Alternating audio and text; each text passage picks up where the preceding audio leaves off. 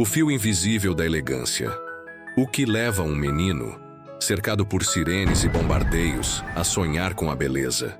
Como alguém que cresceu entre ruínas consegue transformar a própria escassez em assinatura de elegância?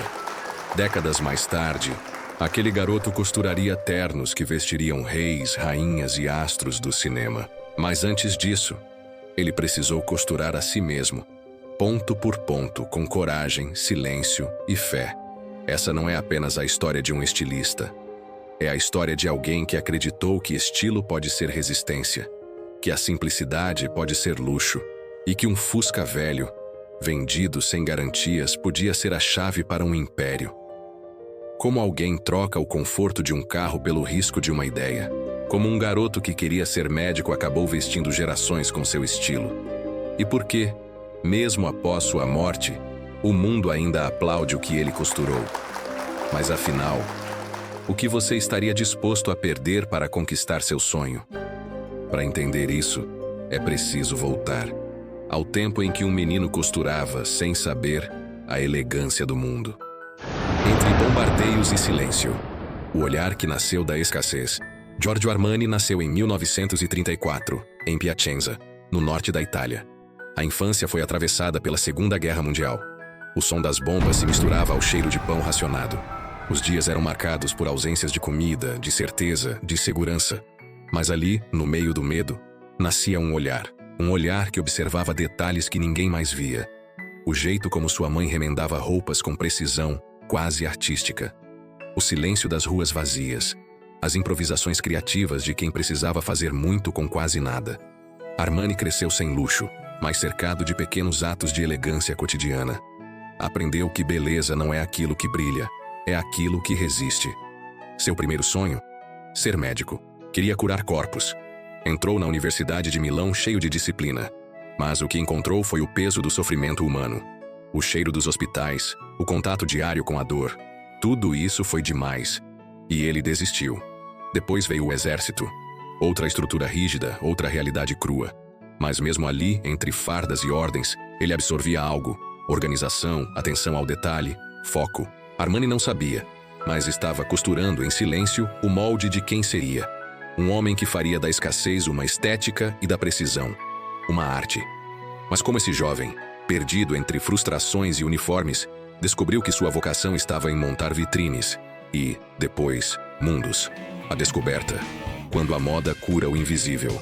Você já viu alguém mudar de postura ao vestir algo? Ombros que se erguem, olhar que se firma, um sorriso que volta.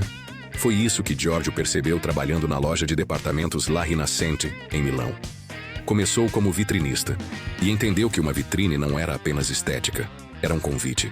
Uma promessa silenciosa de transformação. Ali, ajudando clientes indecisos, ele viu o impacto de uma roupa certa no momento certo.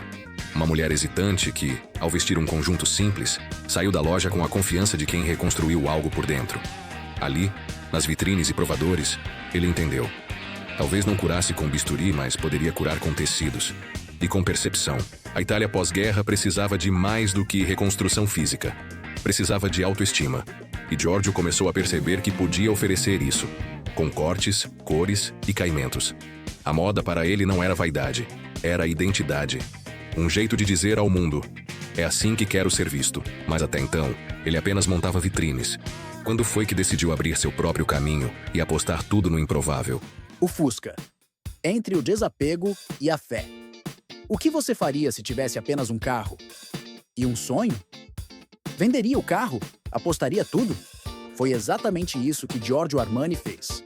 Em 1975, incentivado pelo parceiro Sergio Galeotti, seu grande amor e sócio, Armani decidiu fundar sua própria marca. Para isso, precisou vender o único bem que possuía, um Fusca. Um carro modesto, mas que representava sua liberdade, sua segurança, seu passado. Ao entregar as chaves, disse: "O sonho é maior." Com o dinheiro, fundou a Giorgio Armani S.p.A., em um pequeno escritório em Milão. Esse gesto simples, mas simbólico, é a essência da sua filosofia. Abrir mão do que é confortável para criar o que é verdadeiro.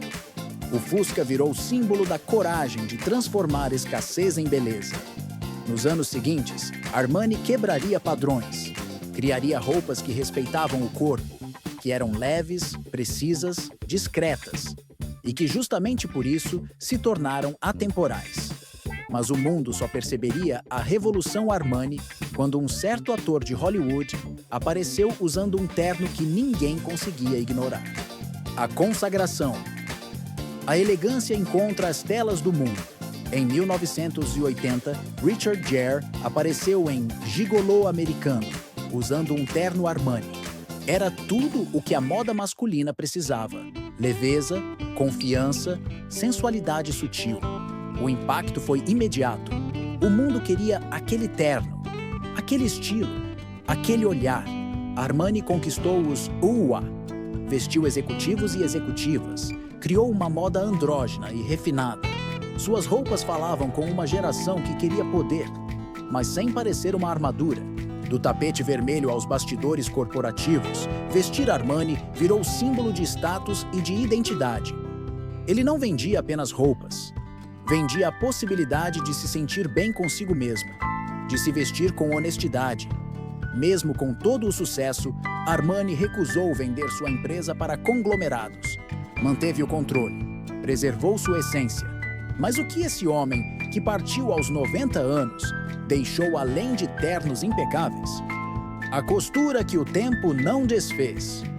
Giorgio Armani nos ensinou que elegância não é sobre se destacar, mas sobre ser lembrado. Que estilo não é tendência, é verdade. Que muitas vezes, o mais sofisticado que podemos ser é simples. Ele começou com um olhar sensível em meio à guerra. Abriu mão de tudo, até do próprio carro, para apostar em sua visão. E costurou, ponto a ponto, um império que ainda hoje respira autenticidade. Mais do que roupas, ele deixou uma filosofia. Seja leve, mas firme. Seja discreto, mas inesquecível. E nunca, nunca tenha medo de vender o seu Fusca se for para construir um sonho. E você, hoje com todas as possibilidades que temos em 2025, o que está esperando para apostar em si mesmo? Qual é o seu Fusca? E o que você faria com ele se tivesse a coragem de ser quem você nasceu para ser? Se essa história te tocou, siga o canal Do Nada ao Império. Porque aqui a gente te mostra que o impossível só precisa de um começo improvável e muita, muita coragem.